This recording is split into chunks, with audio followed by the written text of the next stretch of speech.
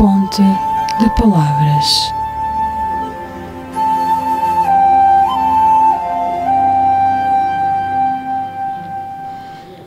Muito boa tarde, da Rádio Manobras, mais uma vez com o programa Ponte de Palavras, Maria Adelina Lopes.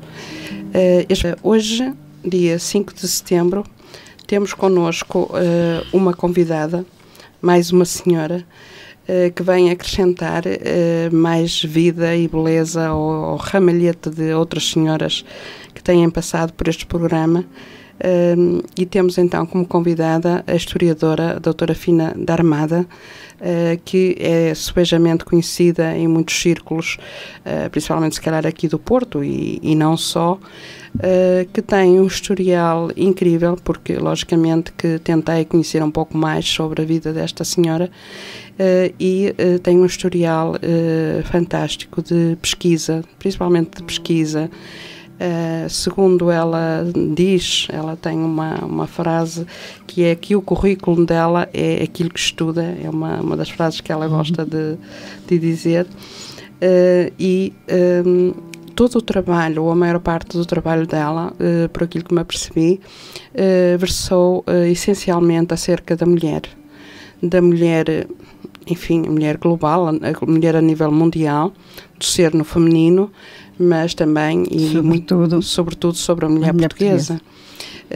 E em tempos em que eu acredito, antes de mais, muito boa tarde. Boa tarde, Adelina, boa tarde. Estou aqui com muito gosto. Muito obrigada. Nos tempos que correm, em que eu acredito de uma forma muito, muito interiorizada, muito responsável, que é através da mulher, do ser mulher, que toda a nossa sociedade pode dar e deve dar e vai conseguir dar com certeza aquele salto de consciência que estamos à espera. Eu acho que isto é um anseio, é um desejo, é uma esperança, principalmente a esperança em todos os seres, de que realmente alguma coisa tem que mudar, não é? É como se estivéssemos, em termos globais, temos chegado ao fundo do poço em todas as áreas de vida, em todos os aspectos. Eu acredito que é a mulher.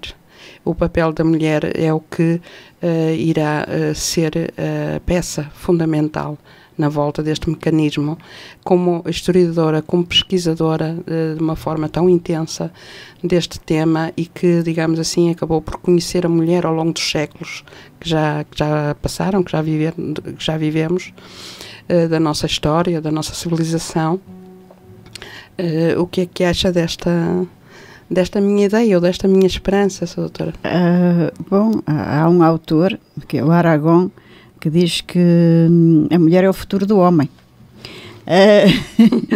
Portanto, é capaz de ser. Pois nós vivemos numa época ainda masculinizada, ainda falamos uma linguagem em que os nomes aparecem no dicionário masculino, em que homem dizem que também significa mulher, e, portanto, tudo se reflete nisso, quer dizer, desde a roupa que vestimos até os ordenados, mas também a escola reflete toda esta sociedade masculinizada. Portanto, eu fui professora de História até me reformar e ganhei sempre o meu pão a ensinar nas escolas aquilo que os homens fizeram. No entanto, a ser paga pelos impostos de homens e de mulheres. Eu achei isto sempre um bocadinho imoral e por isso dedico todo o meu tempo livre e disponível, com o sacrifício da própria família e do lazer, a investigar aquilo que fizeram as mulheres, sobretudo as mulheres portuguesas. Porque eu acho que nas nossas escolas ainda não existe a história geral. Ainda se considera que a história geral é a história masculina, mas não é. Há, portanto, metade, digamos assim, da população feminina, ainda o que ela fez ainda não está refletido nas escolas, nos programas escolares.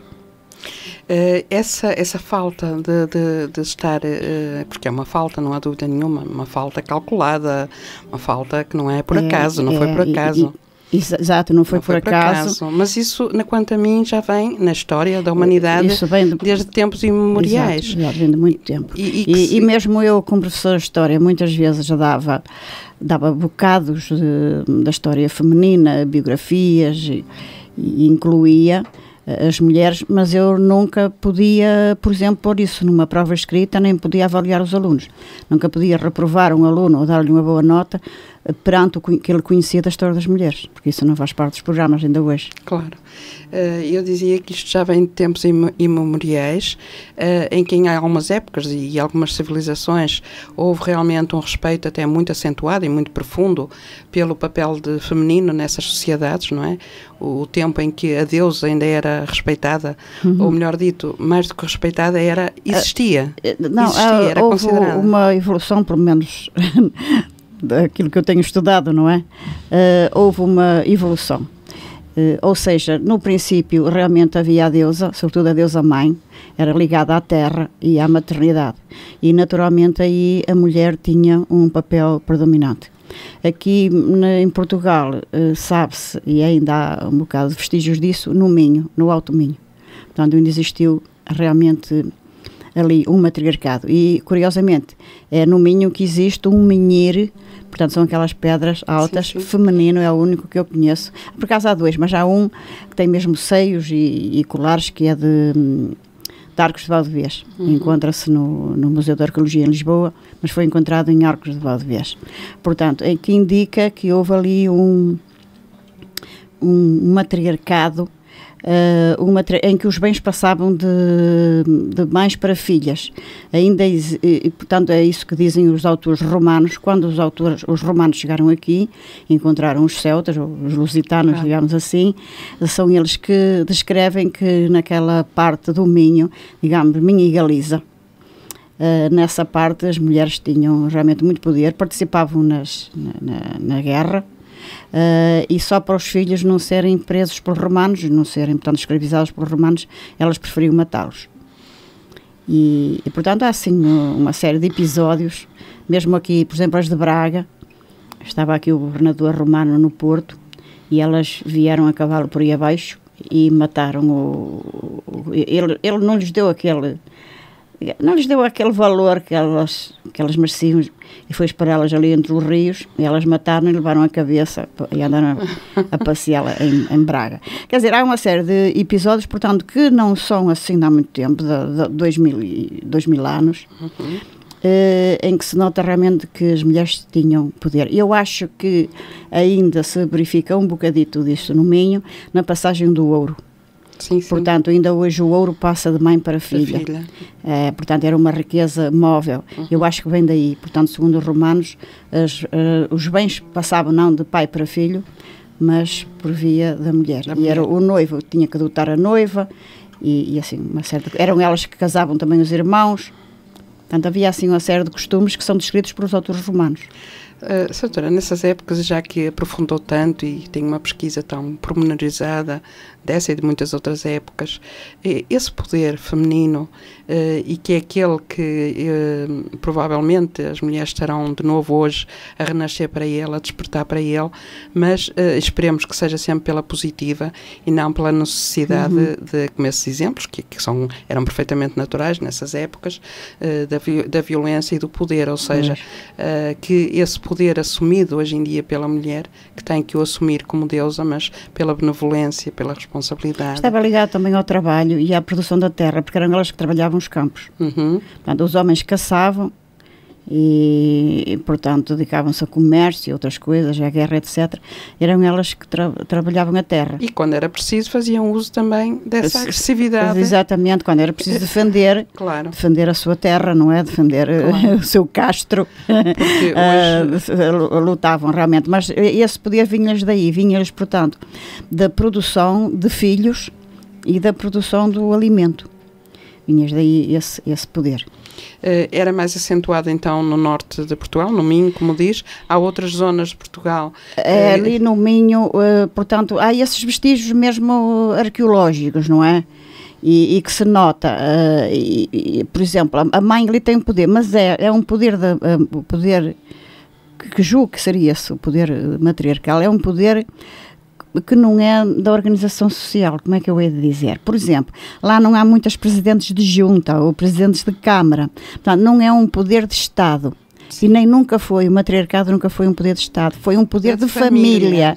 Era dentro da família em que elas mandavam nos filhos e, portanto, dentro do seu clã, portanto, do seu meio familiar, elas tinham realmente poder e eram respeitadas. Portanto, não era um poder exterior à família. Ou seja, mas de qualquer forma era um poder cujas diretrizes eram interiorizadas pelos membros da família e que, logicamente, com certeza penso eu, eram depois expostas na vida social, ainda que fosse através dos homens. Pois, refletia os conselhos, por exemplo, antes de irem para um sítio qualquer, de uma guerra, em regra, perguntavam às mulheres, até porque se acreditava que elas tinham aquele tal sexto sentido, portanto, se achavam bem, elas eram, portanto, consultadas. Depois deixaram de o ser, à época em aquele que se orientava por uma mulher era mau, e deu no que deu, que a civilização realmente ficou toda muito agressiva. Sim, sim.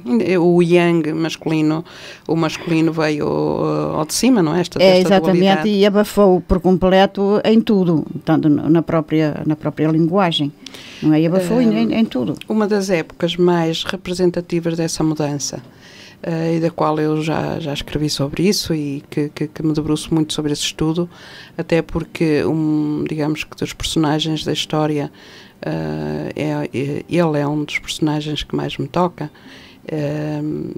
como filósofo, que é Jesus de Nazaré, e Yeshua, Ben Joseph.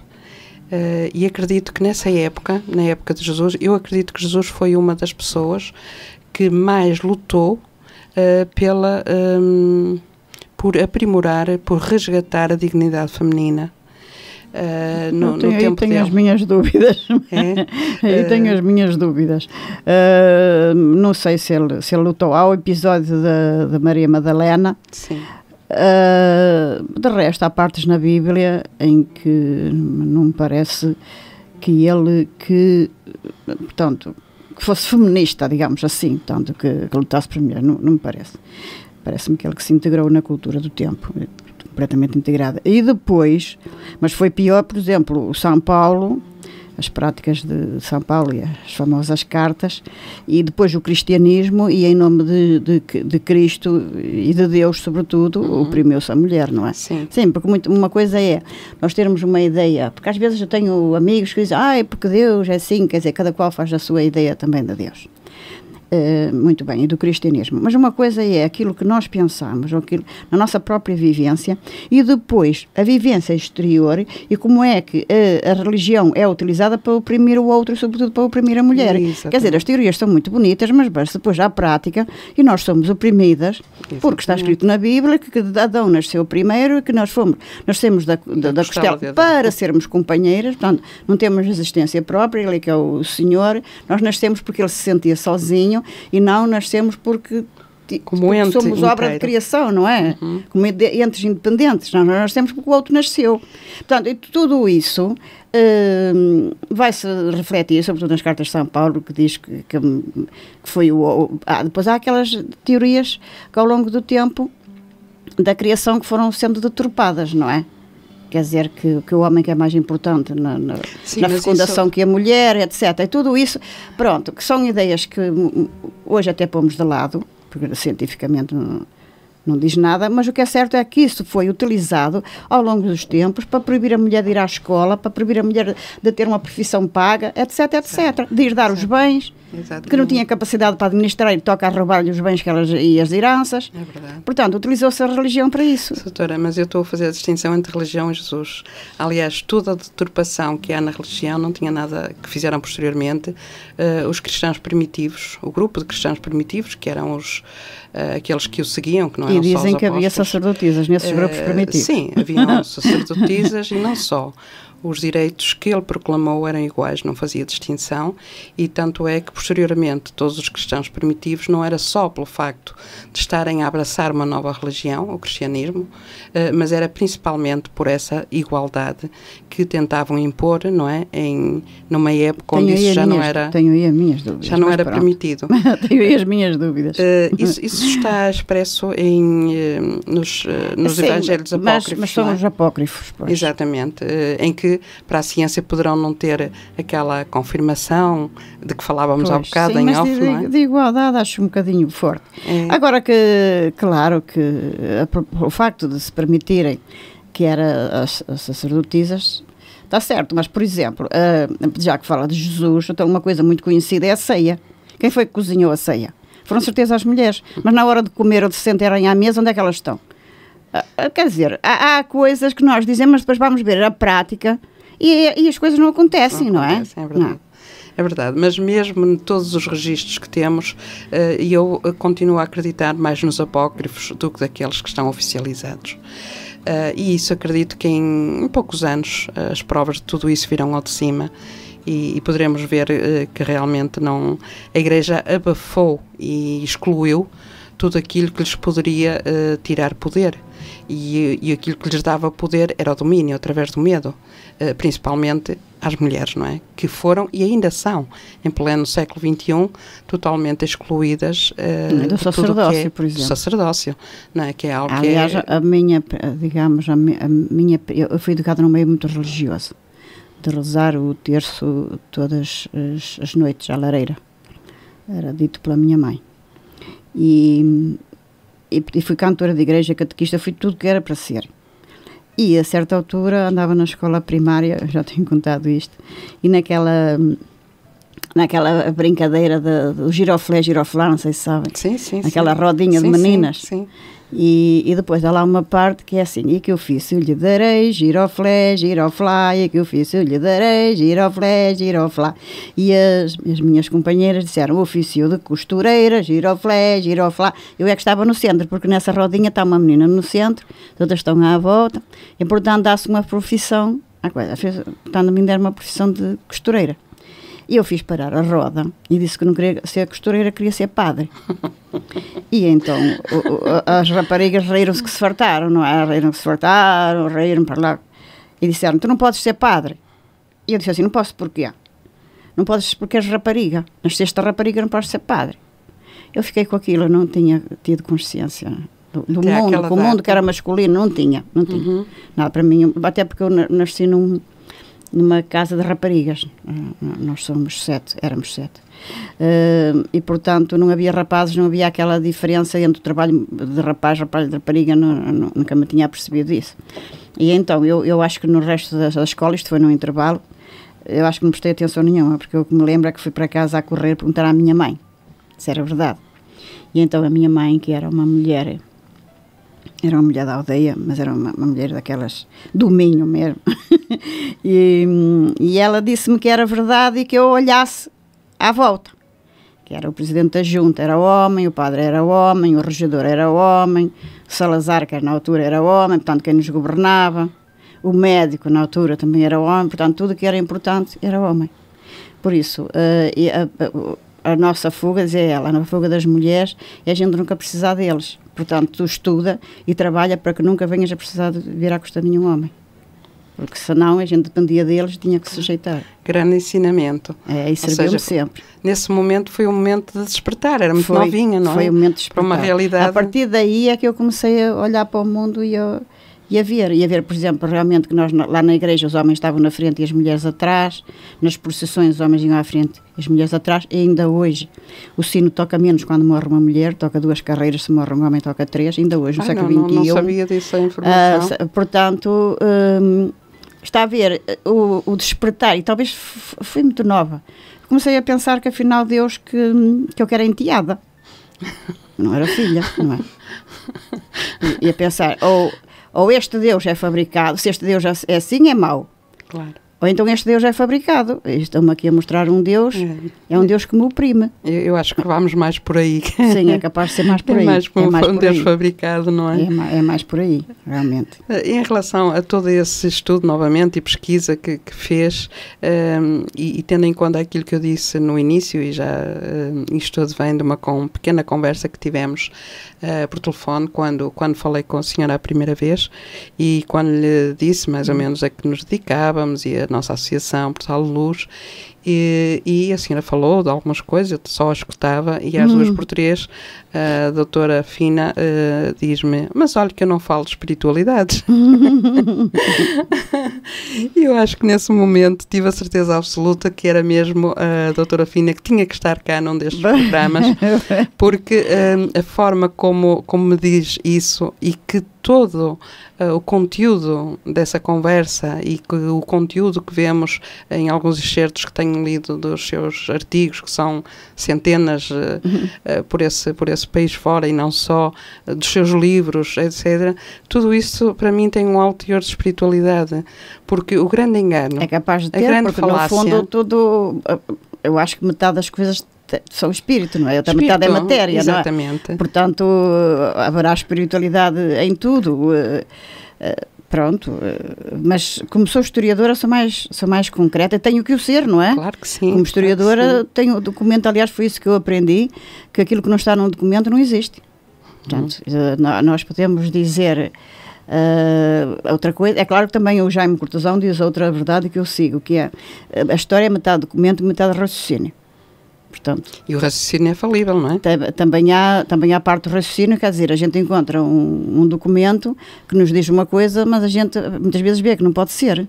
Também há documentos falsos, não é? Claro. Ou que nos dizem coisas que não podia ser assim, não, que temos que ter outra interpretação sobre aquilo, ou sobretudo uma interpretação que outro autor deu, e nós hoje, por exemplo, é mais isso que me acontece, claro. Faço uma interpretação nova sobre um velho documento. Documento. Ora bem, daqui entra a espiritualidade aí, pois se aparecem, eu não sei muito bem o que é a espiritualidade. Talvez, não sei quer dizer, não sei se é uma coisa separada. Não é separado. Não é? Quer dizer, isto é espiritualidade, isto não é. Quer dizer, eu não sei se isso é possível, não é? Não, quanto a mim, não é possível, não é? A espiritualidade está em tudo. Somos seres espirituais, todos nós, a vivermos uma experiência na matéria, na materialidade. Sim, a nossa própria inteligência é capaz de ser já também uma parte do espírito, não é? Sim, da consciência. Do raciocínio. Por isso é que eu faço sempre esta abertura de que espiritualidade é humanismo, espiritualidade é expansão consciencial. E através dessa expansão consciencial, era isso que lhe ia fazer uma pergunta, ainda temos uns minutinhos antes do intervalo, que diferenças é que vê na própria postura da mulher, hoje em dia, em relação a esse passado ou a esses ciclos do passado que tanto tem pesquisado e que tanto tem estudado? Eu acho que tem evoluído, a mulher tem evoluído. Porque apesar de se dizer que sim, a mulher tem acompanhado o homem, mas como é que eu ia explicar? A história dela é uma história muito separada da do homem. Portanto, tem evoluído alguma coisa quando o homem evoluiu, mas tem uma evolução muito própria e muito separada. Por exemplo, só um exemplo, a escola. Por exemplo, a primeira universidade foi criada por rei Dom Dinês em 1290, uma universidade para homens. A primeira escola primária para raparigas foi criada em Lisboa em 1815. Mediaram 525 anos de acesso à escola. Ora, por aqui se vê que a história das mulheres não pode ser a história dos homens. É uma história à parte. Pronto. E, portanto, as mulheres deram outro contributo, o contributo que se desvalorizou. Por exemplo, o facto das rendas, da comida, da criação de gado, toda a alimentação, criação de filhos, etc. Há toda uma história que foi importante. A própria confecção do pão, por exemplo, que é muito mais, que é desvalorizada em relação, por exemplo, à guerra, a fazer uma batalha, a batalha está na história, estuda-se. Me deram-me cabo da cabeça na faculdade, ainda me lembro das guerras do Peloponeso, ou malditas guerras do Peloponeso, que tive que decorar aquilo tudo para fazer uma frequência. E ninguém me ensinou, por exemplo, a evolução do fabrico do pão, que eu acho muito mais interessante, até para a história, para o nosso conhecimento, a evolução do fabrico do pão do que a evolução do armamento de guerra. Mas não acha? Sim. Portanto, há estas perspectivas novas. E estas perspectivas novas também eu acho que foi a própria história das mulheres. Porque quando a mulher entrou na escola, eu costumo dizer que foi o primeiro dia em que o homem começou a perder poder, foi o dia em que abriu a escola pública para a mulher. A partir daí, a nós ninguém mais nos segurou.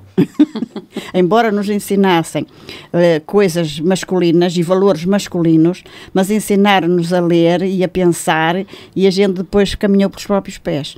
Portanto, hoje realmente há mulheres boas e más, eu não digo que a mulher que seja melhor que o homem, porque infelizmente há mulheres também más, não é? E há homens bons, isto... Claro, não tem a ver, exatamente, não há assim aquela dicotomia do homem é mau e a mulher é boa ou vice-versa, não é? Está misturado, mas há algo propriamente de feminino e próprio de masculino, seja cultural ou seja genético, que realmente é diferente. Quer dizer, nós mulheres preocupamos realmente muito mais com os filhos e com a felicidade e com o bem comum, com o cotidiano.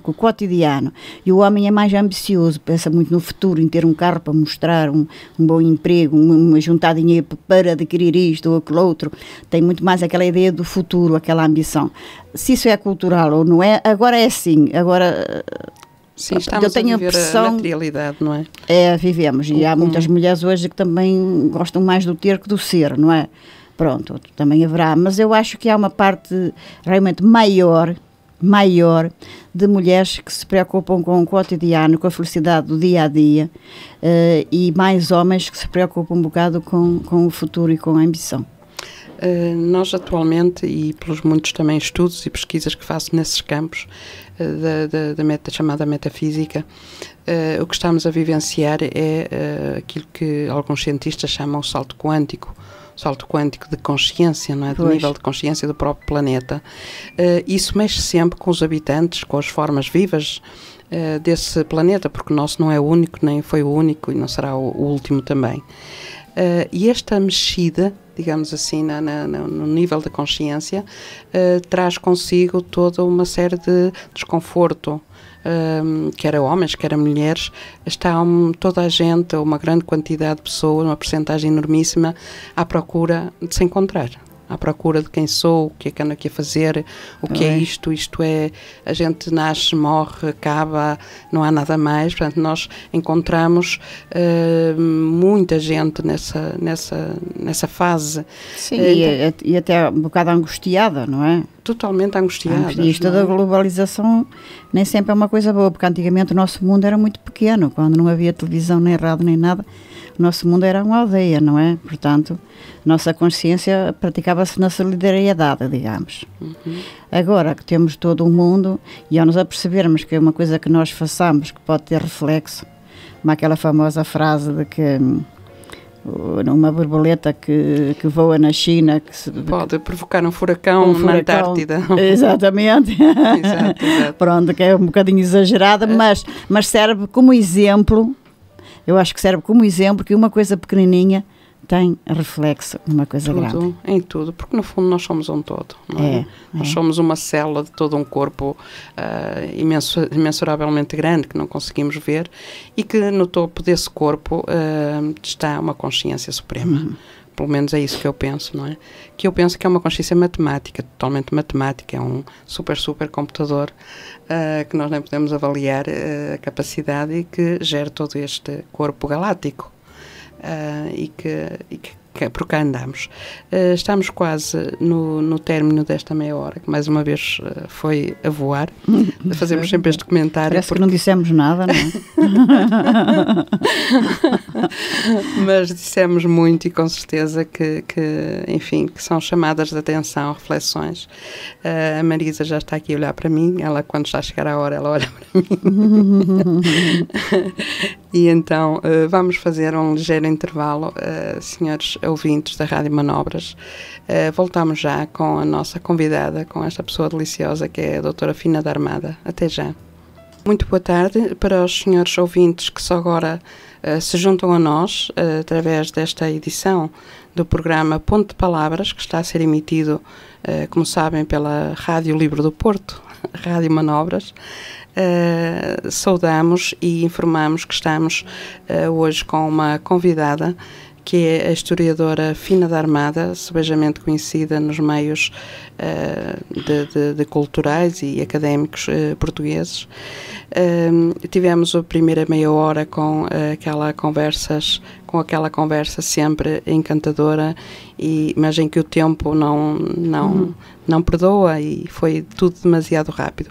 Mas vamos reatar agora com a doutora Fina da Armada E antes de ir a um tema que eu pessoalmente estou com bastante curiosidade e, portanto, não vou deixar de aproveitar a oportunidade de a ter aqui, mas dentro de alguma pesquisa que fiz do seu trabalho para podermos ter esta conversa, uma coisa chamou-me a atenção e que foi que Dona Beatriz, a infanta Dona Beatriz, que já vamos saber quem é, que chegou a dirigir a Ordem de Cristo. Exatamente. Isso é um facto histórico, exatamente. Mas eu encontrei-o na Torre do Tombo.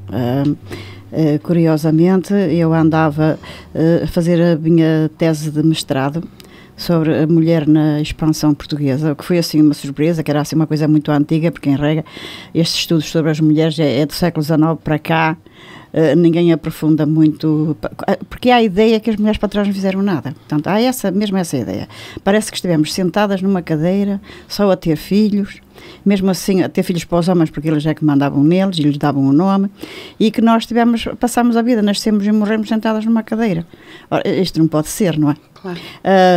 Portanto, eu andava a investigar a participação das mulheres nos descobrimentos. E qual não foi o meu espanto quando, na Torre do Tombo, logo na busca dos documentos dos títulos, eu encontrei vários documentos sobre a infanta Dona Beatriz. A infanta Dona Beatriz a fazer certas coisas. E também na Ordem de Cristo. Portanto, o mestrado, uma bula do Papa, dar-lhe o mestrado, eu achei aquilo muito estranho. E fui ver, então, o que era isso. E então, encontrei que em 1475, o Papa do Tempo, o Sixto IV, lhe tinha dado a direção, o governo, a governança, como lá está escrito, a governança do poder temporal da Ordem de Cristo. Portanto, não era o serviço religioso, dizer missa, etc., mas todo o poder temporal, que significa era mexer em todos aqueles dinheiros e governarem aquela gente toda. A Ordem de Cristo, porque tinha sido dirigida pelo infante Dom Henrique, e ela, por circunstâncias familiares, ela foi também a herdeira do infante Dom Henrique. Portanto, ela durante 8 anos, ela dirigiu a Ordem dos Descobrimentos e não só. Dirigiu também a Ordem de Cristo e os descobrimentos portugueses, no tempo em que o infante, o rei Dom João II ainda era príncipe.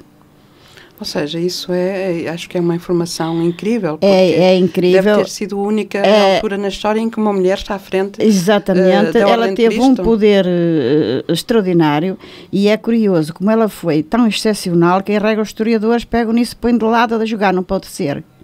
Mas pode ser. E ela utilizou esse poder. Ela utilizou o mesmo. Ela foi a mãe do rei Dom Manuel I. Curiosamente, ela nunca foi rainha. Eu chamei-lhe o segredo da Rainha Velha, porque quem lhe pôs a Rainha Velha foi o Gil Vicente, portanto, o dramaturgo Gil Vicente, que lhe pôs esse título, Rainha Velha, porque ela realmente foi mais que rainha. Eu, no meu romance, pus uma cigana a dizer que ela ia ser mais que rainha. E realmente ela foi mais que rainha por neste sentido, porque ela conseguiu mandar nos reis da Península Ibérica, que era o príncipe perfeito e a sobrinha, que era a rainha católica, Isabel a Católica. De uma maneira muito complicada, portanto, o romance tem mais de 300 páginas. E que se chama? Chama-se O Segredo da Rainha Velha. Também já foi reeditado com a revista VIP, e aí tem o nome de Beatriz, a mulher que liderou os descobrimentos. Ela foi tão extraordinária que, inclusive, também encontrei documentos. Ela mandou homens seus à América 19 anos antes de Colombo.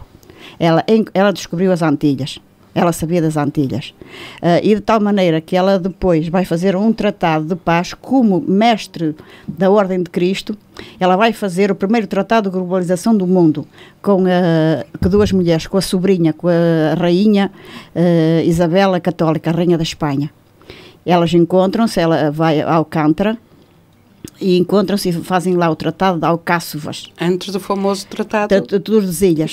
Tordesilhas. Porque o Tordesilhas, o que fez o tratado de Tordesilhas foi o rei Dom João II, não é? Que ele queria realmente, portanto, a linha Tordesilhas era de norte a sul. E a Beatriz, a sogra, que era a sogra dele, ela queria na horizontal. Portanto, queria o tratado e ela assinou com a Católica que a Isabel Católica era sobrinha. Ela a representar Portugal, ela foi representar Portugal e a Isabel Católica foi representar a Espanha, e elas assinam esse tratado, que é o Tratado de Alcáçovas. E nesse tratado, ora bem, porque é que ela queria assim? Ela quis pelo paralelo, acho que é o paralelo 28, que é abaixo das Canárias. Portanto, um pedaço abaixo das Canárias, porque ela quis assim porque queria apanhar as Antilhas. Porque ela já conhecia as Antilhas. Ela já conhecia as Antilhas. Mas isso são notícias fantásticas. É fantástico. Ela, olha, eu não sei como é que não se tem estudado esta mulher. Até pelas ideias dela, porque ela tinha ideias que foram extraordinárias. Mas eu tenho a impressão que foi depois o filho, Dom Manuel, que nunca suportou. O Dom Manuel tinha 1 ano de idade quando o pai morreu. E ela, como era mulher excepcional, as mães não tinham direitos sobre a direção dos filhos, nem sobre os bens. Mas ela pediu ao marido para fazer um testamento e deixou-lhe, portanto, a direção da casa, que era a casa de Viseu, e todos os bens. E ele tinha sido herdeiro, que era afilhado do Infante Dom Henrique, tinha sido herdeiro do Infante Dom Henrique, portanto ela acaba por herdar. E também herdou, por lado da mãe, bens do Dom Nuno Alves Pereira, que ela descendia também do Dom Nuno Alves Pereira.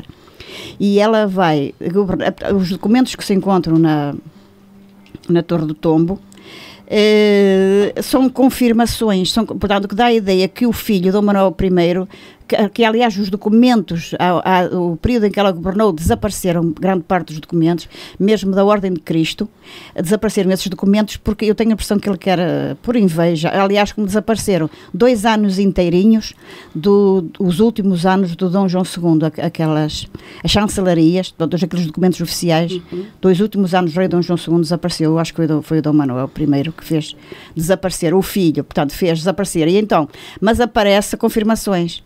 Portanto, eu no meu romance tenho que ela vai com os baús pedir ao filho para lhe confirmar todos aqueles documentos. E essas confirmações estão nos livros que é chamado livros dos místicos, que estão na Torre do Tombo, onde tem a confirmação de muitos documentos. E tem, por exemplo, que ela fez a nível nacional as moendas de pão, ou seja, os moinhos. Moinhos, tem também moinhos das ondas, aqueles que andam com as ondas do mar, que ela fez lá para a Almada. Uma série de coisas. Ela tinha uma visão, as tinturas, os tecidos de tingir. Ela foi a primeira pessoa a dedicar-se à indústria, foi a primeira pessoa que fez em Beja a indústria do burel, que era os tecidos, porque os tecidos eram todos importados, e o burel era com que se vestia ao povo, eram os tecidos mais pobres. E ela desenvolveu então essa indústria para o povo conseguir vestir de uma maneira mais barata. Ela tinha umas ideias realmente extraordinárias, e depois o filho do Manuel I deu-lhe cabo dessas ideias todas. Ou seja, mais um exemplo de uma mulher extraordinária em todos os aspectos, como muitas houveram, e que se de muitas não houve, enfim, documentação, nem chegou até nós informação suficiente e fidedigna de tudo isso, de Dona Beatriz, pelo menos, chegou alguma. Está na Torre do Tombo. Portanto, só o primeiro livro dos místicos tem 66 documentos passados a ela, com poderes, desde poderes que tinha sobre os carniceiros dela, sobre uma série de coisas, não é? Do dia a dia, sobretudo de Beja, que ela depois pediu a cidade de Beja ao filho. O filho herdou, mas ela vai-lhe pedir outra vez Beja. E foi ela que fez o que é hoje museu, aquele convento de Nossa Senhora da Conceição. Foi ela que o mandou fazer. Portanto, e ela fez coisas que ainda estão de pé. Fez também o Palácio chamado da Bacalhoeira, ou qualquer coisa. O que é que se chama mesmo assim? É que hoje pertence àquele famoso, aquele que tem aquela coleção de arte. Não é Berardo? Berardo, pertence a esse palácio, pertence-lhe a ela.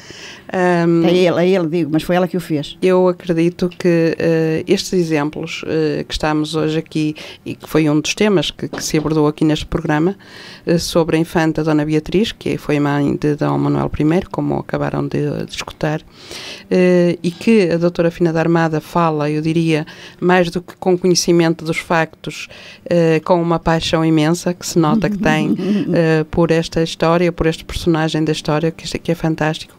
E penso e acredito que isto pode servir como exemplo. Não é para um exemplo de princípios feministas, é para o exemplo do que somos, da realidade, do que somos como seres humanos, como somos como portugueses que somos.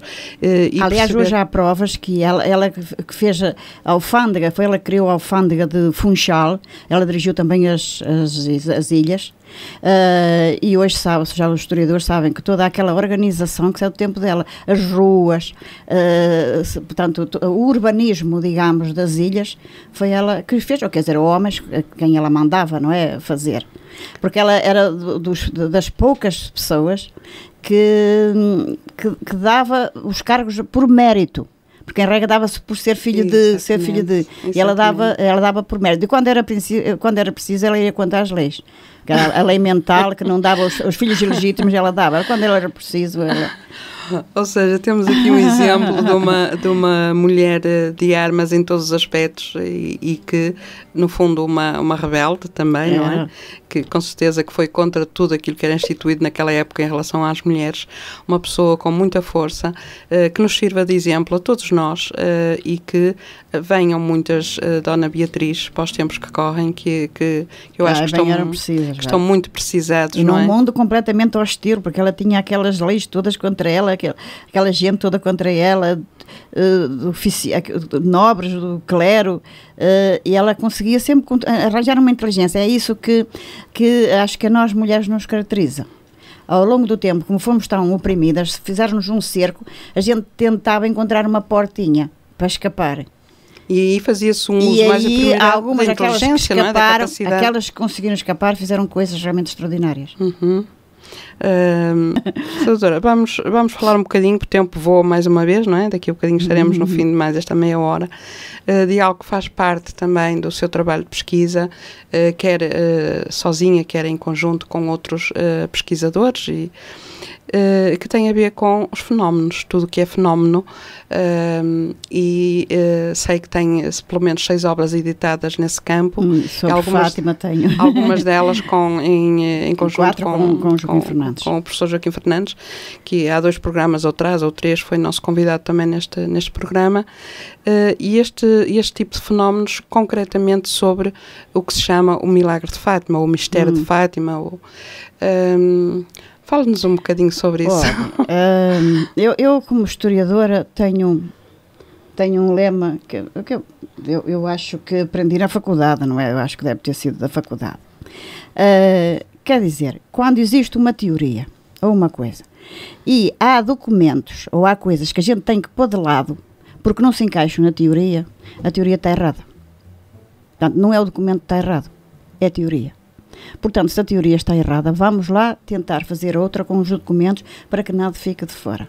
Portanto, foi isso que me levou a mim e ao Joaquim Fernandes, acho que a investigarmos sobre Fátima.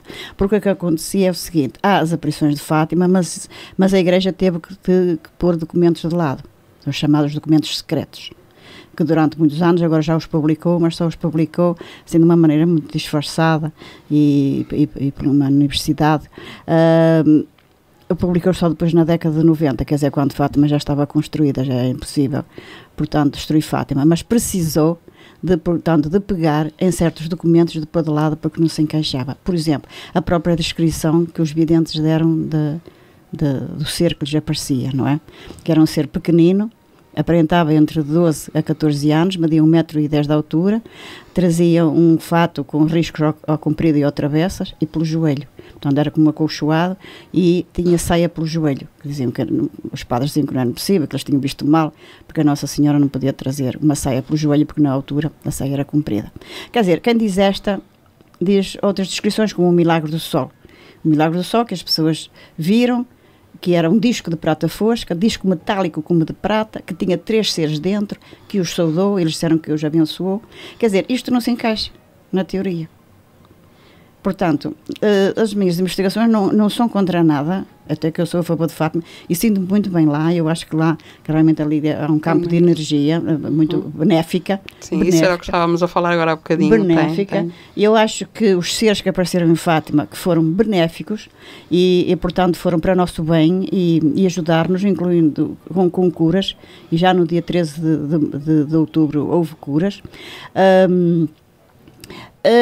Mas cá está, só assim, só integrando todos os documentos é que nós conseguimos uma teoria de Fátima, que não tem nada contra a Fátima, contra a religião, porque nós também vamos à missa não é? Às nossas igrejas não apareceu lá ninguém. Não é isso que nos tira a fé. Não é? Portanto, não há necessidade de se acreditar que foi Nossa Senhora em Fátima para que a religião prossiga. Cada qual tem a sua religião. Ou seja, mas dito de outra forma, foi mais uma forma que a Igreja encontrou de se valer de um fenómeno. Mas a Igreja não teve culpa. Eu acho que aí talvez a ciência fosse mais culpada. Sim. Quer dizer, a ciência não quis saber e a Igreja tomou conta. Pronto. Foi mais ou menos assim. Portanto, porque houve ali um período entre 1917 e 1920 em que aquilo foi terra de ninguém pegava naquilo. Só que o povo tinha necessidade, porque vivia-se numa época de anticlericalismo, e portanto o povo tinha necessidade dessa tal espiritualidade, dessa tal religiosidade com que todos nós nascemos, tinham necessidade dessa religião e iam lá e deixavam dinheiro e portanto... que ainda tornou aquilo mais apetecível. Não, mas depois queriam uma capela e depois as pessoas não sabiam o que acabavam de fazer o dinheiro que os devotos deixavam e portanto aquilo chegou a uma altura em que realmente alguém tinha que tomar conta daquilo e tomou a Igreja, quer dizer, comprou os terrenos. O que fez mal para mim foi obrigarem a Lúcia a ser reclusa, porque ela foi contra a vontade, apesar do que se diz aí, ela foi contra a vontade, ela foi como enterrada viva, tem ela numas memórias. E pronto, e tornaram aquilo num centro de sociedade que não tem mal nenhum ao mundo, que não faz mal nenhum ao mundo. Pelo contrário, hoje até acho uma coisa benéfica, porque é um ponto de reunião de todos os portugueses em diáspora. Portanto, as pessoas vêm de todo lado. Portanto, é uma coisa. As pessoas levam a Senhora de Fátima lá para fora, levam para Timor, levam para a América e portanto, digamos que é um elo. A Senhora de Fátima tornou-se hoje um elo de ligação entre os portugueses. Atrai muita gente de fora, traz muita gente cá. Aquilo é um sítio benéfico, não faz mal a ninguém.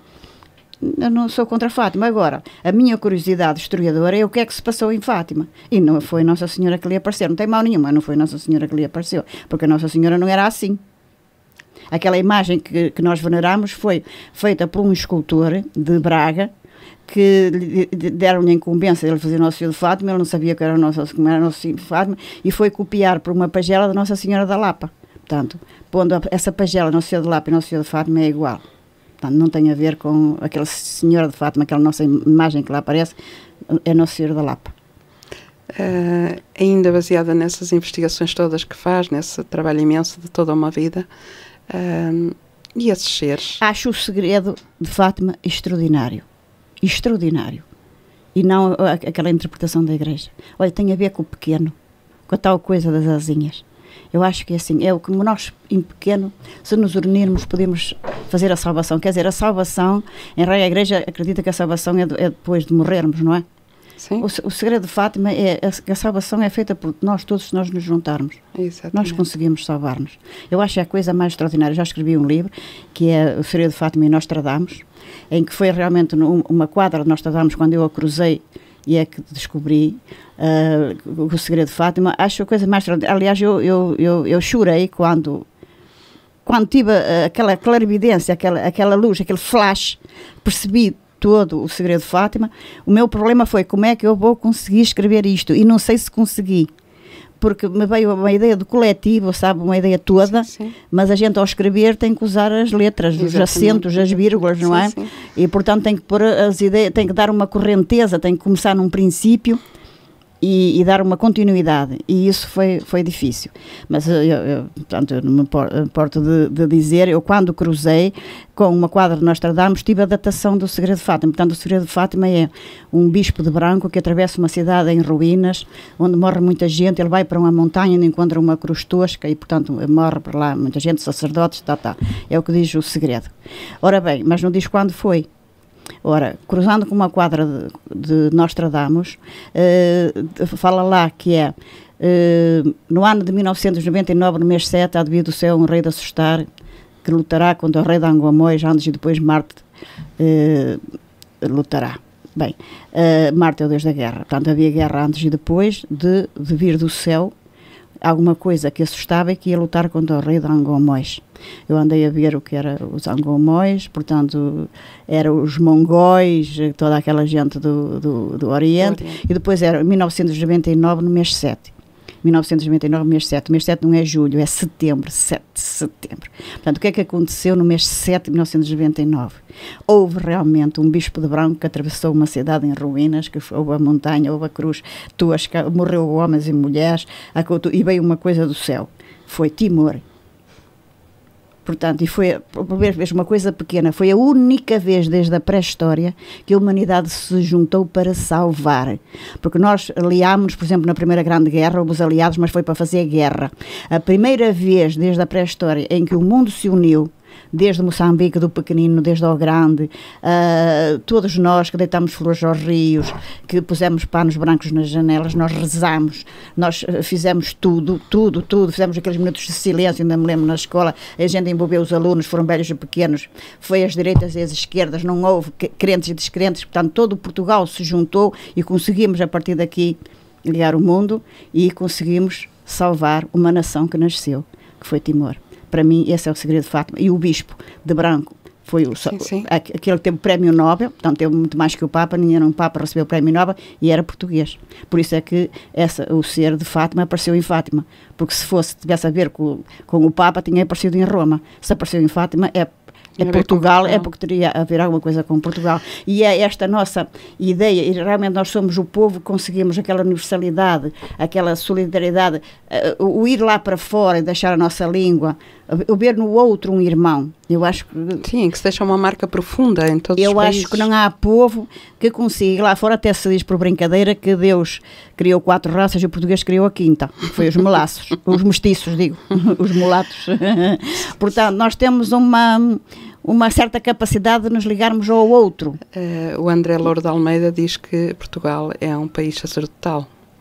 E este sacerdotal pode ser interpretado de muitas maneiras, mas eu acho que o que acaba de definir encaixa perfeitamente nesta palavra. Eu acho que aquilo é extraordinário, o segredo de fato. Eu acho, mas é que se estudar aquilo que se fez no tal mês 7 de 1999, e eu acho que é esse o próprio segredo a própria interpretação de Nostradamus, que ninguém lhe deu. Doutora, haverá outras quadras de Nostradamus que tenham relação com Portugal, diretamente? Não sei. Não conheço também muito bem o Nostradamus, mas assim, de repente não me estou a lembrar. Estou-me a lembrar de outras universais, que eu acho que... Eu não acredito muito nas profecias, porque quase todas eram erradas. Agora, aquele que parece que acertou mais coisas foi o Nostradamus. Agora, muitas delas... Se calhar não estavam erradas, pelo menos as de Nostradamus, simplesmente ainda não houve a capacidade de as interpretar devidamente. Sim, mas há outras que estão, mesmo aquela da 1000 chegarás, 2000 não passarás, ou qualquer coisa. Portanto, há muitas que estão erradas. Muitas. Até as La Salette e tudo estão erradas. Mas o Nostradamus é aquele que... Ele tinha um certo poder de ver o futuro. Nostradamus não foi muito influenciado por aquilo que eu sei, que também é um personagem que sempre me fascinou. E parece-me, enquanto que, por exemplo, La Salette e até os pastorinhos de Fátima foram altamente influenciados. Eles hoje diziam uma coisa e amanhã eram obrigados a dizer outra. Literalmente, isso deturpava a essência. Mas, caso queiram contactar connosco, damos sempre esta informação, ou até com os nossos convidados, podem enviar-nos um e-mail para o seguinte endereço, pontedepalavras, tudo junto, @gmail.com. Repito, pontedepalavras@gmail.com. E as vossas críticas, as vossas recomendações, as vossas ideias, tudo será levado em conta, portanto aguardamos o vosso contacto. E na próxima semana cá estaremos de novo com outro ou outra convidada, fazemos sempre questão de fazer surpresa. Doutora Fina da Armada, muito obrigada pela sua presença, muito obrigada por esta hora fantástica. Eu é que agradeço, não é? A oportunidade de falar destas coisas. Muito obrigada pela sua presença, obrigada aos nossos ouvintes e, logicamente, à Rádio Manobras. Boa tarde.